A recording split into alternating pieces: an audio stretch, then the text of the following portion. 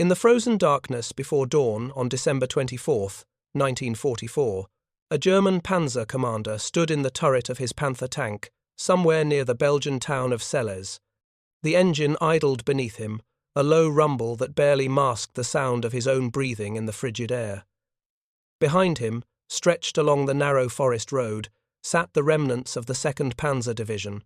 43 tanks, maybe 50 at most. Enough, his superiors had promised, to hold the line. Enough to buy time while reinforcements arrived. Enough to keep the Americans at bay. He lifted his binoculars and scanned the tree line to the west. Nothing yet, just snow and silence and the grey promise of another bitter winter day. But he knew they were coming. The Americans. Always the Americans, with their endless convoys and their clattering Shermans and their infuriating ability to replace every tank they lost with 3 more. He had been told, back at headquarters in the Ardennes, that the Americans were stretched thin here, that their armoured divisions were scattered, that, with luck and discipline, a well-positioned panzer force could hold a critical crossroads against whatever the enemy threw at them. He lowered the binoculars. Somewhere in the distance, beyond the hills and the frozen streams, engines were roaring. Not dozens, hundreds. And in that moment, standing in the cold with fuel running low and ammunition running lower, he understood what his commanders either refused to believe or dared not say aloud: they had already lost. This is the story of that realization. How Germany's finest armoured forces, outnumbered and outproduced, faced an industrial colossus they could never defeat. How the victors overwhelmed with sheer numbers. How the vanquished fought with courage but not enough steel. How one tank commander's quiet despair told a larger truth. The scene is the Western Front in the final winter of the war, 1944 to 1945, in the wake of the Allied breakout from Normandy in June 1944. The German army had retreated across France, leaving behind shattered divisions and burned-out tanks. By December, Adolf Hitler saw one final chance to turn the tide. A massive counter-offensive through the Ardennes forest in Belgium, the same route Germany had used to stunning effect in 1940. The goal was audacious: drive west to the Meuse River, then swing north to capture the vital port of Antwerp, splitting the Allied armies and forcing them to negotiate peace. If you're enjoying this deep dive into the story, hit the subscribe button and let us know in the comments from where in the world you are watching from today. The German High Command assembled everything they had left. 2 panzer armies, the 5th and the 6th, supported by the 7th Army, 10 panzer divisions and 14 infantry divisions. On paper, it looked formidable. Over 400,000 men, approximately 1,800 tanks and armoured fighting vehicles, 2,600 artillery pieces. For a regime whose industrial capacity was crumbling under Allied bombing, whose fuel refineries were running dry, whose supply lines stretched beyond breaking, it represented a staggering commitment. Everything depended on speed, surprise, and the belief that German armour, tank for tank, could outfight the Americans. The German commanders knew their tanks were superior in many ways. The Panther, with its sloped armour and powerful 75mm gun, could destroy a Sherman from over a mile away. The Tiger, with its 88mm cannon and thick frontal armour, was nearly invincible in a frontal engagement. Even the older Panzer IV, Germany's workhorse medium tank, had been upgraded with better armour and guns. German tankers were veterans of the Eastern Front, hardened by years of brutal combat against Soviet armour. They believed in their training, their discipline, their tactical skill. But they also knew what they were up against. By late 1944, the American industrial machine had reached a level of production that defied comprehension. The M4 Sherman tank, derided by some as inferior to German armour, was being built at a rate Germany could never match. Between 1942 and 1945, American factories produced approximately 50,000 Sherman tanks. 50,000. The Germans, by contrast, had built around 6,600 Panthers and Tigers combined during the entire war. For every Tiger rolling off the production line in Germany, 40 Shermans were coming out of American factories. The disparity wasn't just in numbers, It was in everything: spare parts, replacement engines, ammunition, fuel. The Americans could afford to lose 10 tanks and replace them within days. The Germans lost 10 tanks and mourned them as irreplaceable. By December 1944, Germany's armoured reserves were exhausted. Every Panzer thrown into the Ardennes offensive represented a tank that could not be replaced. Every crewman lost was a veteran who could not be retrained. The offensive, dubbed Operation Watch on the Rhine, was Germany's last roll of the dice. On the morning of December 16, 1944, at 5:30 in the morning, the German artillery opened fire.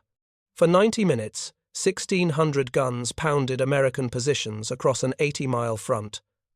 Then came the assault. In the north, the 6th Panzer Army under SS General Sepp Dietrich smashed into American lines held by the 99th and 2nd Infantry Divisions. In the center, the 5th Panzer Army under General Hasso von Manteuffel drove toward the vital road junctions of St. Vith and Bastogne. In the south, the 7th Army moved to protect the flank. The attack caught the Americans completely by surprise. The Ardennes sector had been considered quiet, a place where green divisions could gain experience, or exhausted units could rest. The U.S. 8th Corps held a 75-mile front with just 4 divisions. The ratio was dangerously thin, and the Germans knew it. Within hours, German armour was pouring through gaps in the American line. Panzer columns bypassed strongpoints, racing west toward the Meuse. American units, surrounded and cut off, fought desperate delaying actions. At the Schnee-Eifel, 2 entire regiments of the 106th Infantry Division, over 7,000 men, were encircled and forced to surrender. It was the worst American defeat in the European theatre. For the Germans, the first days seemed to confirm their hopes. They were advancing. American resistance, while fierce in places, was crumbling in others. Radio intercepts reported panic and confusion in Allied headquarters. Surely, the planners thought, this was the beginning of another 1940, another lightning victory that would shock the world. But even as the panzers rolled forward, cracks were appearing in the German plan. The advance was slower than expected. American engineers were blowing bridges. Infantry units, instead of fleeing, were digging in and fighting. And most critically, the weather was keeping Allied air power grounded, but also creating massive traffic jams on the narrow forest roads, clogging the German supply lines. Fuel, always fuel, was the silent killer. German units had been told to capture American fuel dumps to keep their tanks running. But the Americans, warned of the attack by December 17th, were denying the enemy those prizes. Panzer commanders found themselves rationing every gallon, watching their fuel gauges drop toward empty as they tried to reach objectives that remained just out of reach. And then there were the Shermans. At first, the Germans encountered only a few. A platoon here, a company there. American tank battalions, caught by surprise, were being thrown piecemeal into the fight. But even these scattered. Encounters revealed something unsettling. The Americans weren't running. Despite facing Panthers and Tigers, despite being outnumbered in some sectors, the Sherman crews were standing and fighting. More importantly, for every Sherman destroyed, 2 more appeared the next day. The Germans knocked out 15 American tanks in one engagement. 24 hours later, 30 American tanks were in the line. One German officer later described the feeling as fighting against a river. You could dam it in one place, and it would simply flow around you. You could drain part of it, and more water would rush in to fill the void. The Americans, he said, had so many tanks they used them like infantry support weapons, throwing them forward without fear of loss because they knew replacements were already on the way. By December 20th, the German offensive had driven a bulge into the American lines, penetrating over 50 miles in some places. But the furthest point west, near the village of Selles, was still 4 miles short of the Meuse, and by then the Germans were running out of everything. Ammunition stocks were dwindling, fuel was critically low, and worst of all, the weather was clearing. On December 23rd, the skies opened. Allied aircraft, grounded for nearly a week, took to the air in overwhelming numbers. Hundreds of bombers struck German supply lines, rail yards, and fuel depots. Tactical fighters strafed panzer columns, destroying trucks and tanks that could not be replaced. The Americans, with total air superiority, were now able to see the full scope of the German attack and mass their forces accordingly. It was in this moment that the true disparity in armoured strength became devastatingly clear. The American Third Army, under General George S. Patton, executed one of the most remarkable manoeuvres of the war. In less than 48 hours, Patton pivoted 90 degrees, disengaged from his offensive in the south, and raced north with 3 full divisions, over 100 to 30,000 men and hundreds of tanks, to strike the southern flank of the German bulge. This was mobility on a scale the Germans could no longer match. The Americans had the fuel, the spare parts, the replacement crews, and above all, the tanks to execute such an operation. On December 26, lead elements of Patton's 4th Armoured Division, spearheaded by Lieutenant Colonel Creighton Abrams and the 37th Tank Battalion, broke through German lines and relieved the besieged town of Bastogne. The Americans had held. But more than that, they were now counter-attacking with a force the Germans had not anticipated. Not 50 tanks. Not 100. By early January 1945, the Americans had concentrated entire armoured divisions in the Ardennes. The 2nd Armoured Division, the 3rd Armoured Division, the 4th, the 6th, the 7th, the 9th. Each division fielded between 200 and 300 tanks, supported by tank, destroyers, self-propelled artillery, and mechanized infantry. German intelligence officers, tallying the numbers, felt a cold dread settle over them. They had expected to face scattered American tank battalions, perhaps a few armoured combat commands. What they faced instead was an avalanche of steel, 750 Sherman tanks in some sectors, over 1,000 in others. Everywhere the Germans looked, there were Shermans. Coming down roads, emerging from tree lines, hull down behind ridges, grinding forward through snow and mud with the methodical inevitability of a machine that could not be stopped because it could not be outproduced. Let us imagine that Panzer commander again, the one standing in his turret on Christmas Eve near Selles. His division, the 2nd Panzer, had been at the tip of the German spear. They had driven further west than any other unit. For a brief moment, it seemed they might actually reach the Meuse. But now they were trapped. American forces had surrounded them. To the north, the 2nd Armoured Division. To the south, elements of Patton's 3rd Army. And fuel was gone. Completely gone.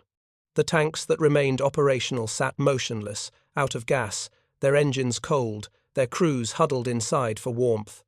On December 26th, American armour struck. Not a probing attack, but a full-scale assault. Shermans, dozens of them, supported by artillery and airstrikes, closed in on the isolated German column. The panzer crews fought back with everything they had. Guns roared, shells streaked across the frozen fields, a few Shermans burned.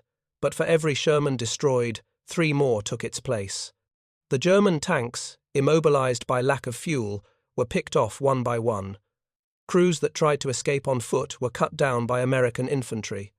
By nightfall, the 2nd Panzer Division had ceased to exist as a fighting force. The significance of this moment was not lost on the German commanders watching from their headquarters. They had committed their best panzer divisions, their most experienced crews, their most powerful tanks, to an offensive that was supposed to split the Allied armies and change the course of the war. And they had been stopped not by superior tactics, not by better tanks, but by sheer overwhelming numbers. The Americans simply had more tanks, more fuel, more ammunition, more men, more of everything. A German supply officer, captured near Bastogne in early January, later told his interrogators something that haunted him. He said that his unit had destroyed over 30 American tanks in the first week of fighting. They had celebrated each kill, counted them carefully, reported them proudly to headquarters. And then, on December 27th, they watched as an entire American armoured column, over 100 tanks, rolled past their position. brand new Shermans, freshly painted, crews confident and well-fed, moving with the ease of an army that knew it had already won. We thought, the German officer said, that if we destroyed enough of their tanks, they would stop coming. We thought there had to be a limit. We were wrong. If you find this story engaging, please take a moment to subscribe and enable notifications. It helps us continue producing in-depth content like this. By mid-January 1945, the Battle of the Bulge was effectively over. The Germans had been pushed back to their starting positions. The bulge in the American line had been flattened, and the price Germany paid was catastrophic. Over 100,000 casualties, more than 800 tanks and armoured vehicles were destroyed or abandoned. And for what? The Meuse had not been reached. Antwerp remained in Allied hands. The British and American armies were not split. The offensive had achieved nothing except to accelerate Germany's collapse. The Americans, by contrast, had suffered heavily but had proven something fundamental. They could absorb losses and keep fighting. In the months of December 1944 and January 1945, the U.S. First and Third Armies lost approximately 666 M4 Sherman medium tanks, 666. A devastating number. But within weeks, American factories had replaced every single one. New Shermans rolled off assembly lines in Detroit, Chicago, and Grand Blanc. They were loaded onto trains, shipped to ports, loaded onto cargo vessels, and transported across the Atlantic.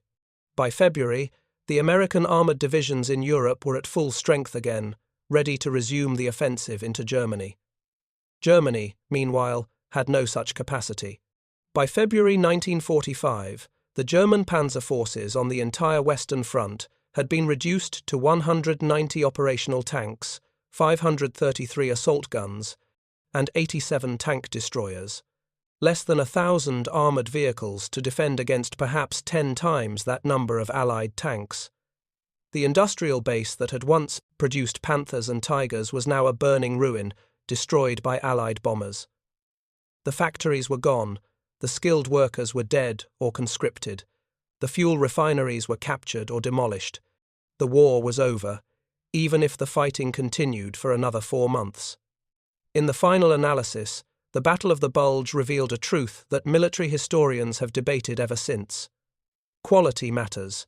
The Panther was, gun for gun and armour for armour, a better tank than the Sherman.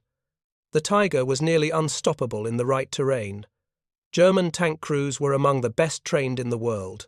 But none of that mattered when faced with an enemy who could field 10 tanks for every one you had. 20 tanks, 50 tanks, 700 tanks appearing over a ridgeline where you expected 50. The Germans had estimated they could hold key positions with a few dozen Panzers, relying on superior firepower and tactical positioning. What they encountered instead was industrial warfare on a scale they could no longer match.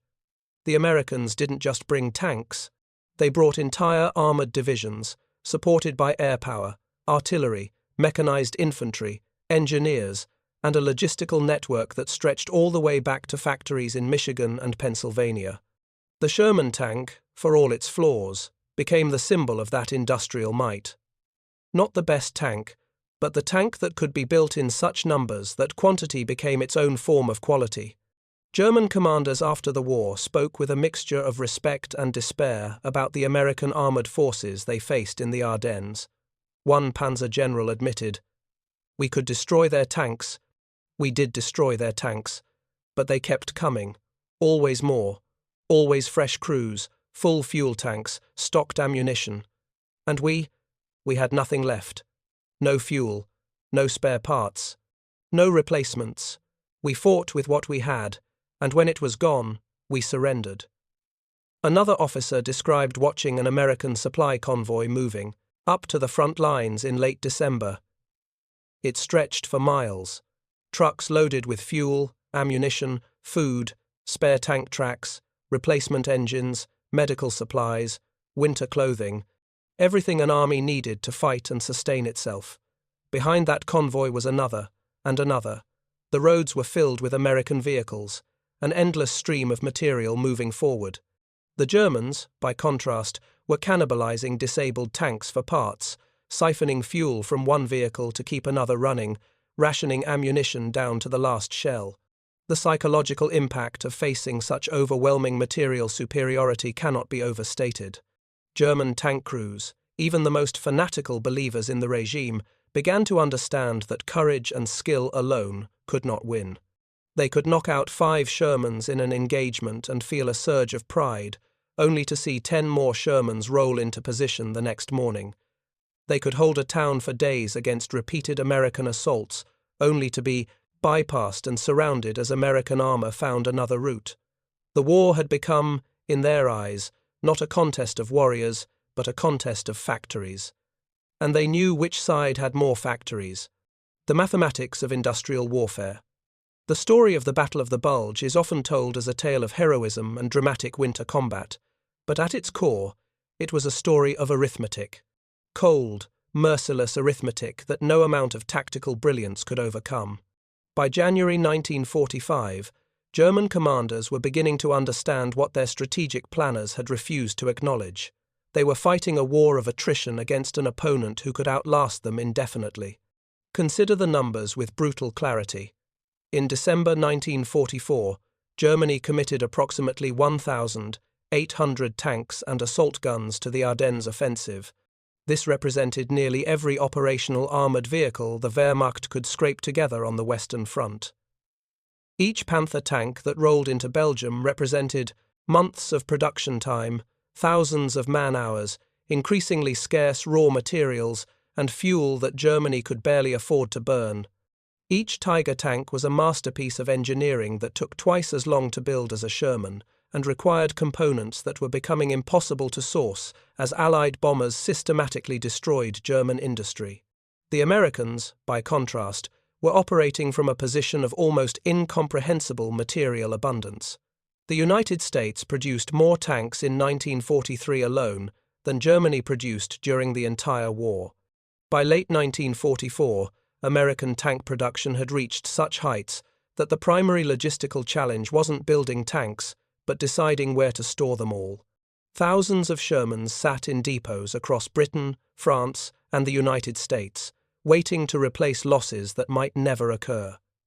The U.S.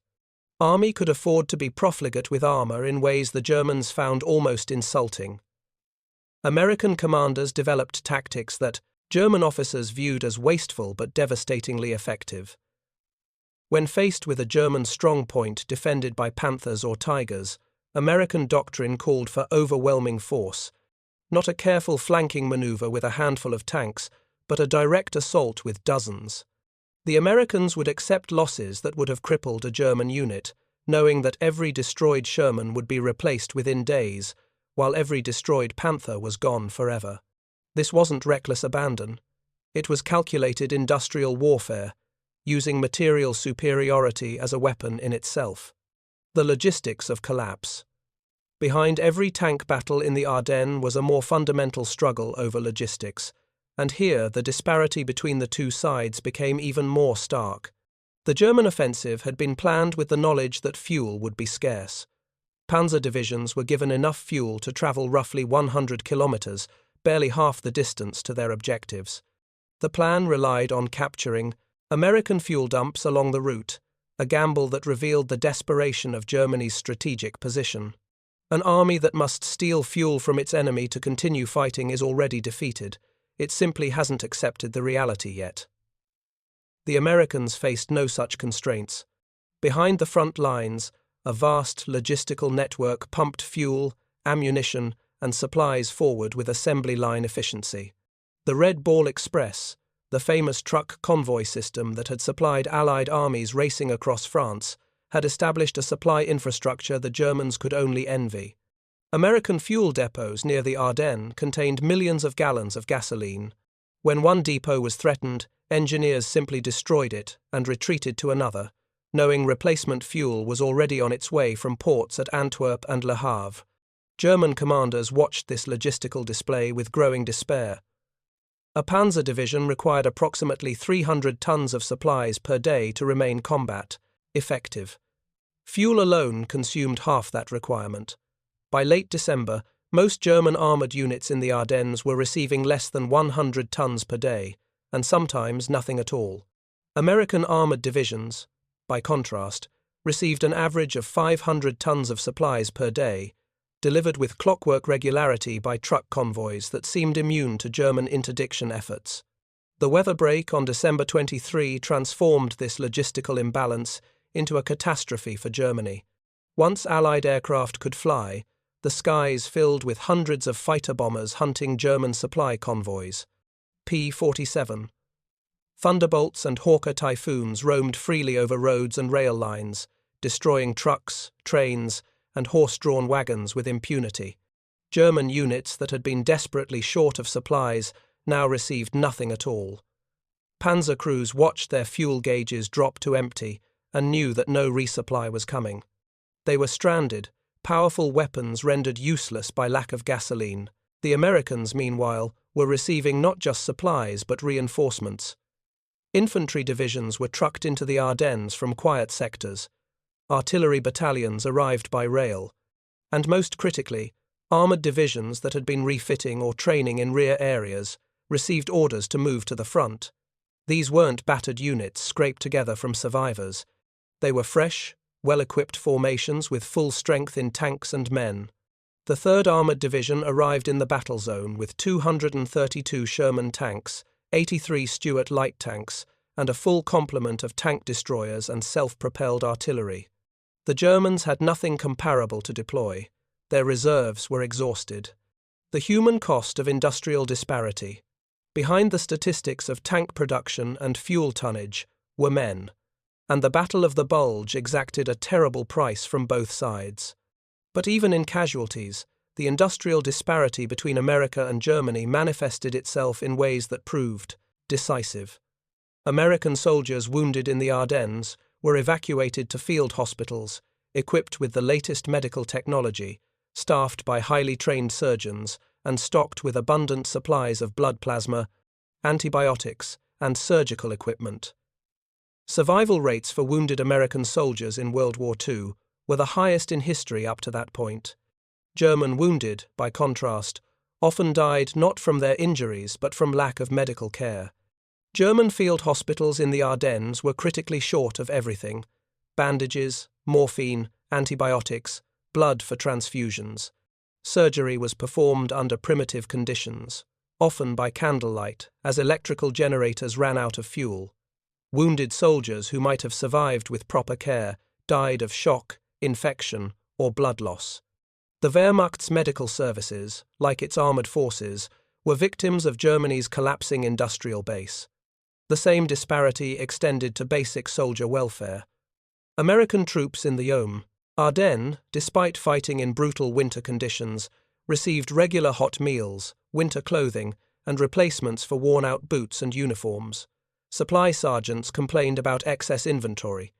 German soldiers, by contrast, were suffering from malnutrition even before the offensive began. Many wore thin uniforms inadequate for the Belgian winter.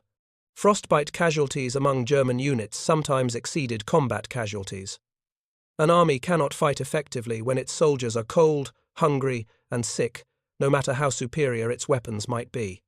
American replacements arrived at the front with weeks of training and at least basic familiarity with their equipment. They were organized into units, given some time to integrate with veterans, and then committed to combat. German replacements by late 1944 were often teenagers with minimal training, sometimes rushed to the front with only a few weeks of basic instruction. Some arrived without having fired the weapons they would carry into battle. The qualitative edge that German forces had enjoyed earlier in the war was eroding, not just in equipment, but in the training and experience of the soldiers themselves. The collapse of German armour. By early January 1945, the Battle of the Bulge had entered its final phase, and German armoured forces were disintegrating. The 2nd Panzer Division, which had reached furthest west, was destroyed near Celles. The 9th Panzer Division was mauled in fighting around Bastogne. The Panzer Lehr Division, once an elite formation, lost over half its armour trying to break through American defences. The vaunted 6th SS Panzer Army, which was supposed to lead the drive to Antwerp, had ground to a halt in the northern sector after failing to break through determined American resistance. The American counteroffensive, when it came, demonstrated once again the overwhelming material superiority the Allies now possessed. In the northern shoulder of the Bulge, the First Army attacked with 7 divisions, 3 of them armoured. In the south, Patton's Third Army struck with 6 divisions. The Germans faced this onslaught with exhausted units that had lost most of their armour and had no reserves to commit. American commanders could rotate tired divisions out of the line and replace them with fresh units. German commanders had no such luxury. Units fought until they were destroyed, then survivors were cobbled together into makeshift battle groups that bore little resemblance to proper military formations. Tank battles in the final weeks of the Bulge took on a predictable pattern. A German position would be held by a handful of Panthers or Tigers, well positioned and fighting skillfully. American forces would probe the position, identify the German armour, and then bring overwhelming force to bear. Artillery would pound the German position, fighter bombers would strafe and bomb, and then dozens of Shermans would attack from multiple directions simultaneously. The German tanks might destroy several Shermans, sometimes half a dozen or more, but the outcome was never in doubt. Eventually, the German position would be overrun through sheer weight of numbers. German tank crews developed a grim fatalism about these encounters. They knew they were technically superior to individual American tanks. They knew their 75mm and 88mm guns outranged the Sherman's 75mm weapon. They knew their armour was thicker and better sloped, but they also knew that such advantages meant nothing when facing 10-to-1 odds or worse. A Panther crew might knock out 5 Shermans in an engagement and feel a momentary surge of satisfaction, only to watch 10 more Shermans appear over the next ridgeline. It was like trying to hold back the tide with a bucket, the American way of war. What the Germans were experiencing in the Ardennes was the full expression of the American way of war, the application of overwhelming industrial might to military problems. This approach had been visible throughout American history, from the Civil War's mass armies to the industrial mobilization of World War I, but World War II saw it reach its apotheosis. The United States had built a military machine that could absorb catastrophic losses and emerge stronger, that could wage war on multiple continents simultaneously, that could supply millions of soldiers with everything they needed to fight effectively. The Sherman tank embodied this philosophy. It wasn't the best tank on the battlefield.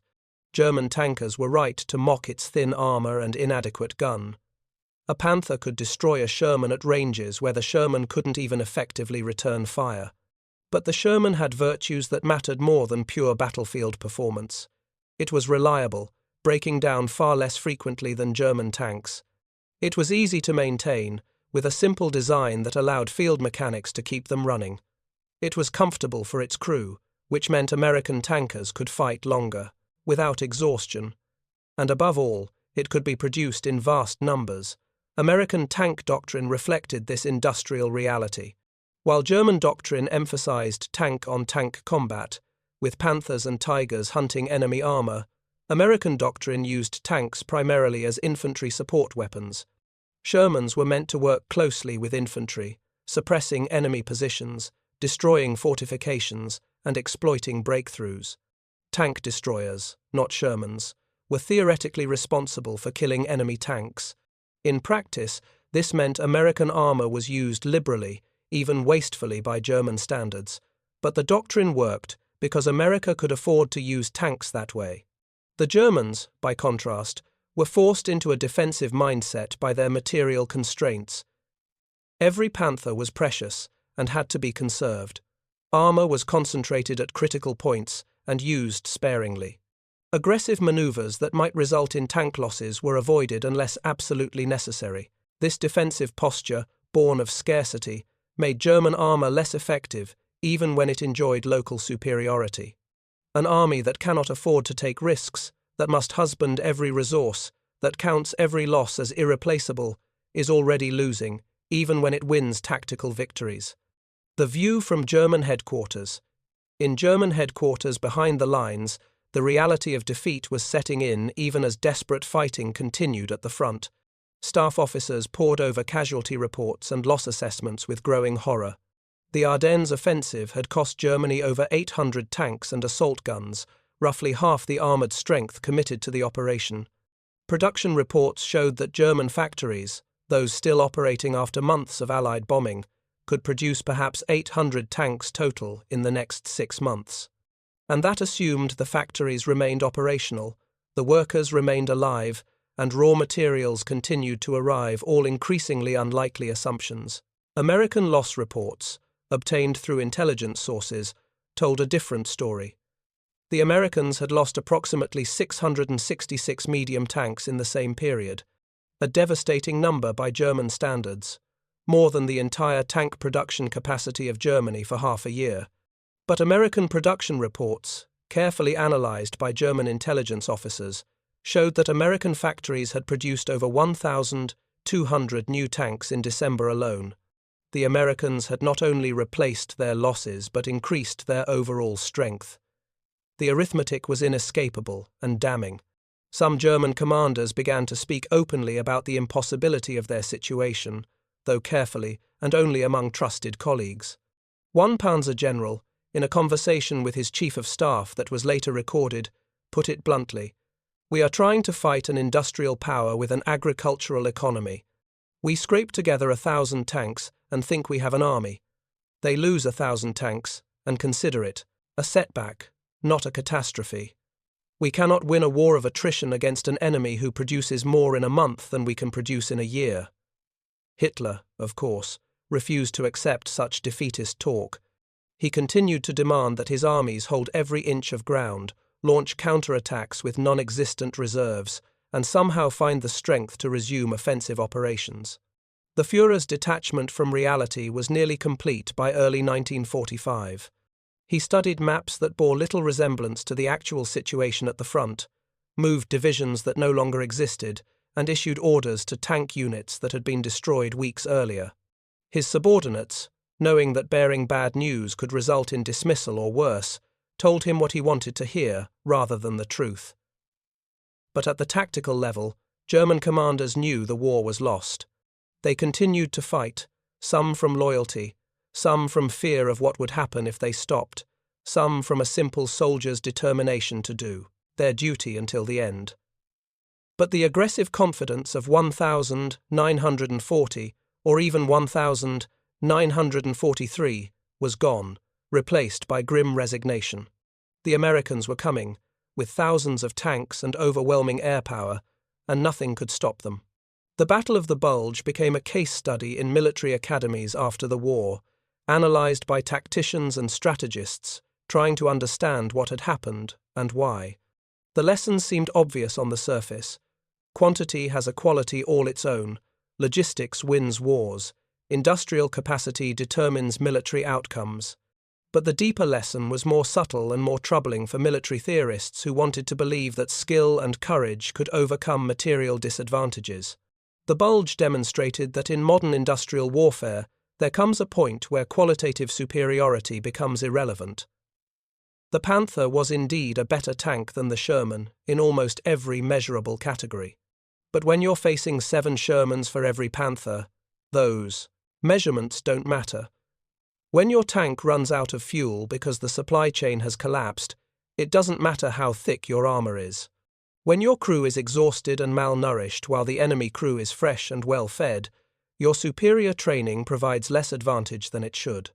German tank aces who survived the war spoke with a mixture of pride and bitterness about their experiences. They had been among the best tank commanders in the world, veterans of years of combat, masters of their craft. They had destroyed dozens, sometimes hundreds, of enemy tanks in their careers. And yet they had lost the war, defeated not by better tankers, but by sheer overwhelming numbers. One veteran put it simply, "We were artists fighting craftsmen who had 1,000 workshops." The American perspective was different, but equally revealing. American tankers who fought in the Ardennes freely admitted that German tanks were superior. They told stories of Panthers shrugging off hits that should have destroyed them, of Tigers sitting hull down, and methodically picking off Shermans at ranges where return fire was ineffective. But American tankers also noted that for every such encounter, there were dozens where they faced no opposition at all, or where German tanks were abandoned for lack of fuel, or where German positions collapsed because they simply had no reserves to commit. American commanders, when pressed after the war, acknowledged that the Sherman had significant deficiencies. Some advocated for better tanks with heavier armor and bigger guns, but others argued that the Sherman's real strength, reliability, ease of production, and availability in massive numbers outweighed its battlefield shortcomings. General Dwight Eisenhower, Supreme Commander of Allied forces in Europe, put it diplomatically. The Sherman tank won the war, not because it was the best tank, but because we could put 10 of them anywhere we needed them, whenever we needed them, with full fuel and ammunition and fresh crews. By the end of January 1945, the Battle of the Bulge was over. The German army had been pushed back to its starting positions. The Bulge had been eliminated, and Germany's last mobile reserves had been destroyed in a gamble that had failed completely. In the aftermath, both sides counted the cost and drew their conclusions. For Germany, the Bulge represented the final expenditure of military strength that could never be recovered. The 800 tanks lost were irreplaceable. The tens of thousands of experienced soldiers killed or captured were irreplaceable. The fuel expended could not be replenished. The ammunition used up could not be restocked. From February 1945 onward, German resistance in the West became increasingly desperate and futile. When American and British forces launched their final offensives into Germany in the spring, they faced an enemy that had perhaps 200 operational tanks on the entire Western Front, compared to thousands of Allied tanks. For the Americans, the Bulge was a shock and a hard-fought victory, but not a strategic setback. The losses, while heavy, had been replaced. The confidence that had been shaken in the first days of the German offensive had been restored. Army emerged from the battle, knowing that it could defeat the Germans not just in favorable conditions, but in a winter fight where the enemy had surprise, local superiority, and desperate motivation. The mathematical reality that doomed Germany was clear to anyone willing to see it. In December 1944, Germany lost 800 tanks it could not replace. America lost 666 tanks and replaced them in 3 weeks. Germany committed its last reserves and lost them. Germany scraped together fuel for one offensive. America had enough fuel to supply armies on 2 fronts, maintain global shipping, and keep civilian industry running. Germany fed its soldiers thin rations and watched them succumb to frostbite. America fed its soldiers hot meals and supplied winter clothing in abundance. This was not a war that could be won through courage or tactical brilliance alone. It was a war of factories, of production lines, of shipping capacity, of resource extraction, of industrial infrastructure. And in that contest, Germany had lost before the first shot was fired in the Ardennes. The 50 Panzers that German commanders thought might hold the line never had a chance against the 750 Shermans that eventually arrived, because behind those 750 Shermans were factories that could build 750 more, and behind those factories was an industrial base that dwarfed anything Germany could field. The Panzer commander, standing in his turret on Christmas Eve, 1944, watching his fuel gauge drop toward empty, understood what his superiors refused to admit. The war was over. Not because German soldiers lacked courage or skill, not because German tanks weren't superior in design, not because German commanders made terrible mistakes, though all those factors played their part, but because Germany had chosen to fight an industrial war against an opponent with 10 times its industrial capacity. The mathematics were merciless, and mathematics cannot be defeated by will or determination or superior engineering. The Battle of the Bulge was Germany's last gamble, and like all gambles against impossible odds, it failed.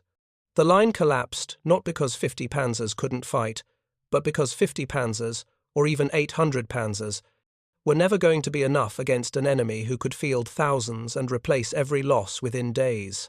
That was the lesson written in steel and blood across the frozen forests of Belgium in the winter of 1944 to 1945. A lesson that echoes through military history to this day.